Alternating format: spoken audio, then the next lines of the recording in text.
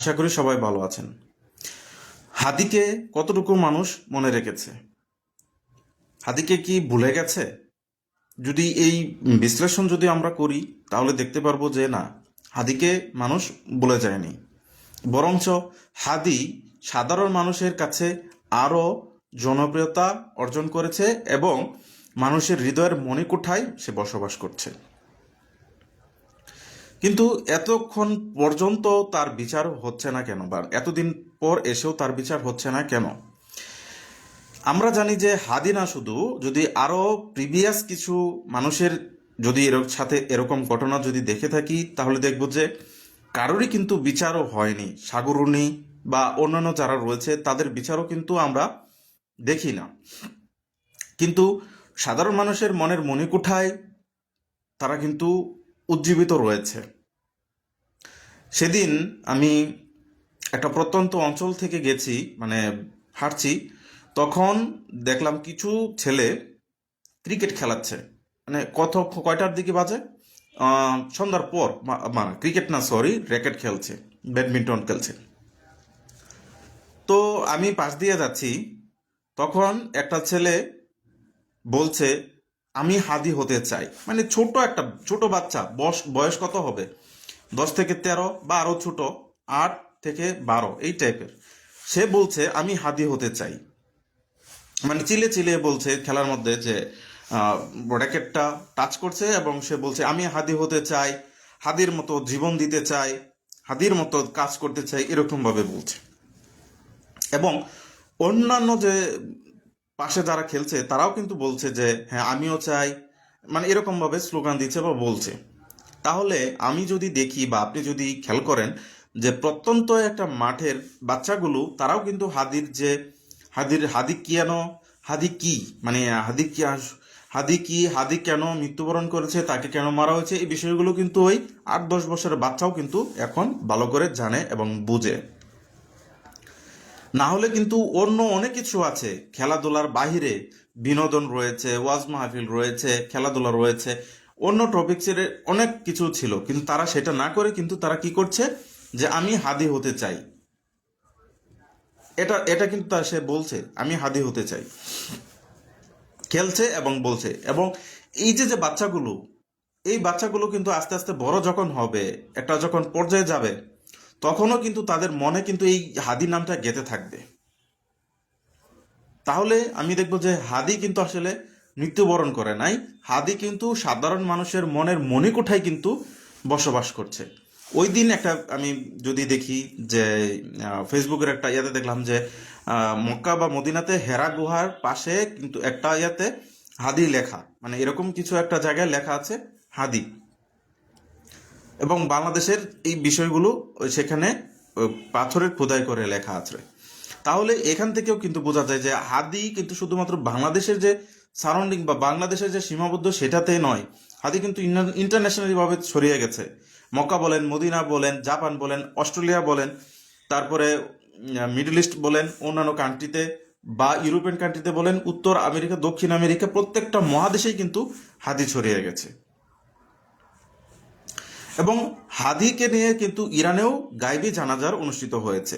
তাহলে দেখুন, বাংলাদেশের একটা উদীয়মান যে কি বলে, যে উদীয়মান রাজনীতিবিদ হতে চেয়েছিল, এখনো হয়নি, মানে নমিনেশন যে দিবে এমন অবস্থায় তাকে নিয়ে সংশয় ছিল, যে পক্ষেরই হোক, যে পক্ষেরই হোক। আমি রাজনৈতিক মতাদর্শের ঊর্ধ্বে কথাগুলো বলছি, দলমত নির্বিশেষে।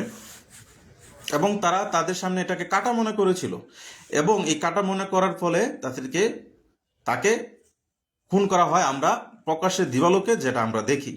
এবং হাদিকে কবি নজরুল ইসলামের সমাধির পাশে যে দাফন করা হয়, সমাধিত করা হয়, এখানেও কিন্তু আমরা দেখি যে প্রতিদিন হাজারো শত হাজারো মানুষের ভিড় সেখানে অশ্রু ফেলছে।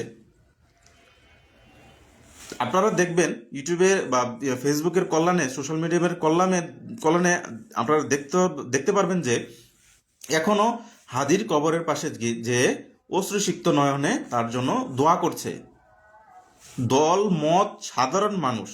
আমি যখন ভিডিও করছি, এখনো যদি আপনি দেখেন, সেখানে কিন্তু কোনো না কোনো মানুষ হয়তো তাকে নিয়ে অশ্রুসিক্ত মানে দোয়া করছে।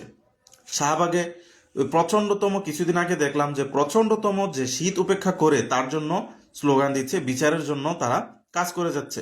এবং এটা যদি আমি প্রত্যন্ত এলাকার একটা ছেলের উদাহরণ যদি দেই, তাহলে দেখব যে সারা বাংলাদেশের বিভিন্ন জায়গায় কোথাও না কোথাও হাদিকে নিয়ে কিছু না কিছু বলছে, কিছু না কিছু কথা উঠছে এবং আন্তর্জাতিকভাবে এটা তার জন্য কথাবার্তা উঠছে।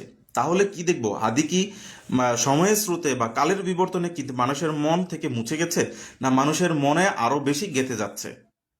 হ্যাঁ, আরো বেশি মানুষের মনে গেঁথে যাচ্ছে। এটা তার জন্য একটা পজিটিভ দিক। কারণ একটা মানুষ যখন ভালো কাজ করে তখন কিন্তু তাকে মানুষ মনে রাখে। খারাপ যে করে তারাও কথাও কিন্তু মনে রাখে, আবার ভালোও কিন্তু যারা করে তাদের কথাও কিন্তু মানুষ আজন্ম মনে রাখে। কিন্তু খারাপটা মানুষ ঘৃণাভরে স্মরণ করে। আর হাদির মতো ভালো মানুষ যারা রাজনীতি এসেছে, বাংলাদেশের রাজনীতি একটা নোংরা জায়গা আমরা বলে মনে করে থাকি, কিন্তু সেখানে হাদি এসেছে সে নোংরামি থেকে নেমে এই পরিষ্কার করার জন্য। এই হাদির তার জীবনটা দিতে হলো। এর ফলে মানুষের মনে কিন্তু হাদি গেঁথে রইল, মানুষের দোয়ায় কিন্তু হাদি গেঁথে রইল। এই যে একটা পজিটিভ দিক, এটা কিন্তু হাদি পেল। এই যে একটা মানুষের ভালোবাসা, এই ভালোবাসাটা কিন্তু হাদি পেল। এই যে বাচ্চা ছেলে একটা ব্যাডমিন্টন করছে, সে কিন্তু ধারণ করছে যে সে কিন্তু এখন পর্যন্ত বোঝে না রক্ত কি, মানুষের হিংসা প্রতিহিংসা এগুলো কি, কিন্তু সে কিন্তু জানে যে আমি হাদি হতে চাই, আমি কিন্তু হাদির মতো হতে চাই। এই জিনিসটা সে লালন করছে এবং পরবর্তী যখন সে বড় হবে, পরবর্তী সময়ে তার যে জেনারেশন আসবে সেই জেনারেশনের সাথে সে গল্প করবে যে আমি একজন ছেলে দেখেছিলাম হাদি, সে এরকম এরকম, তাকে মেরে ফেলা হয়েছে। তার যে সন্তান, তার যে নাতিপুতি, এভাবে কিন্তু বলা হবে। তাহলে আমরা কি দেখব, হাদিকে কি মানুষের মন থেকে মুছে ফেলে দেওয়া হয়েছে? না, দেশ হয়তো পরিবর্তন হতে অনেক সময় লাগবে বা কি হচ্ছে বোঝা যাচ্ছে না, কিন্তু হাদি তার নিজের যে বেস ডাউন সেটাকে শক্ত করে ফেলতে পেরেছে। হাদির যে প্রাণ, এটা কিন্তু সে সাধারণ মানুষের জন্য উৎসর্গ করেছে, দেশের জন্য উৎসর্গ করেছে এবং কল্যাণের জন্য উৎসর্গ করেছে। এবং সে সবসময় শাহাদাতের তপস্যা সে দেখেছিল। সেই তপস্যা কিন্তু সে বাস্তবায়ন করতে আল্লাহ তাআলা সুযোগ দিয়েছে তাকে। এবং হাদিকে কখনোই মানুষের মন থেকে মুছে ফেলানো যাবে না, বরঞ্চ এতে দিনকে দিন হাদির যে প্রতি যে ভালোবাসা সেটা আরও বেগবান হবে। সবাই ভালো থাকবেন এবং সুস্থ থাকবেন।